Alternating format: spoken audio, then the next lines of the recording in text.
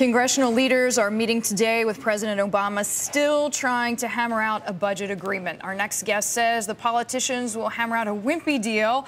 Tad DeHaven analyzes federal and state budget issues for the libertarian Cato Institute. He previously worked as the deputy budget director for Indiana, a policy analyst as well with the National Taxpayers Union. He is joining us from Harrisburg, Pennsylvania. Tad, thanks very much for being with us this morning. I know you got in trouble, right, for that wimpy deal comment, but you say it's true, right? We're going to end up closer to $2 trillion than $4 trillion.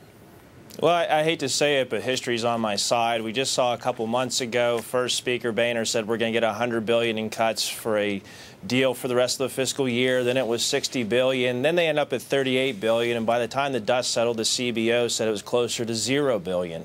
And so let's put $2 trillion in perspective. That's a lot of money to you and me and to most Americans. The problem is, over the next 10 years, the federal government's going to spend approximately $46 trillion. So $46 trillion, $44 trillion.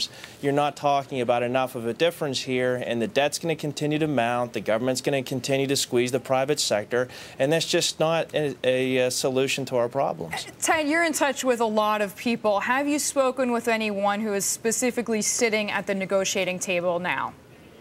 I heard from one aide who didn't appreciate my derogatory comments about a $2 trillion debt deal.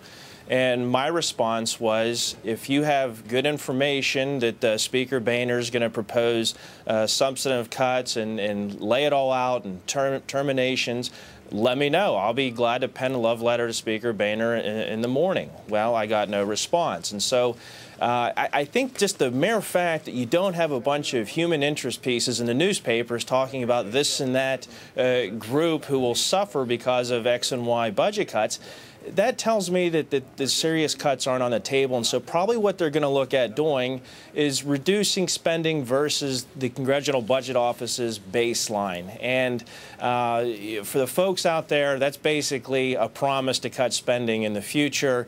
Things can change. We can have more Hurricane Katrinas. We can have another dozen wars. We're already in more than I can count right now. You can have another economic downturn where the government says, hey, we have to spend money. Without serious spending cuts and a serious attempt to downsize the federal government, we're going to be continuing to have a huge problem, and this is not going to fix it. So Democrats are going to have to give up a little bit of spending, right? Republicans are going to have to give up a little bit of their tax cuts. Is it as simple as that, Tad, and then we come together? I don't think it's as simple as that, because really revenues don't have to be on the table. Again, if you look at the projections, assuming the economy returns to some sort of decent growth, revenues as a share of the economy. 3%? So, yes, approximately.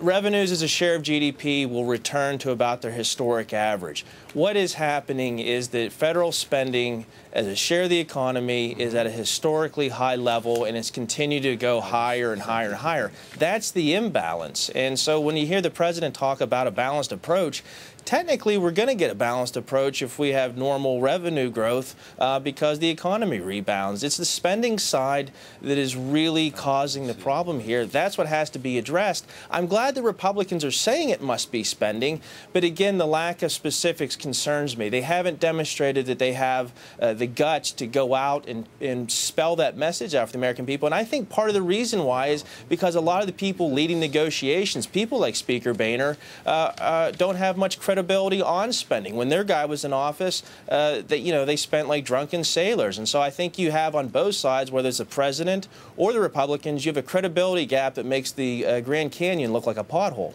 All right, Ted, we'll leave it there. The Grand Canyon as a pothole. Final image, Tad DeHaven joining us there. He is an analyst at the Cato Institute.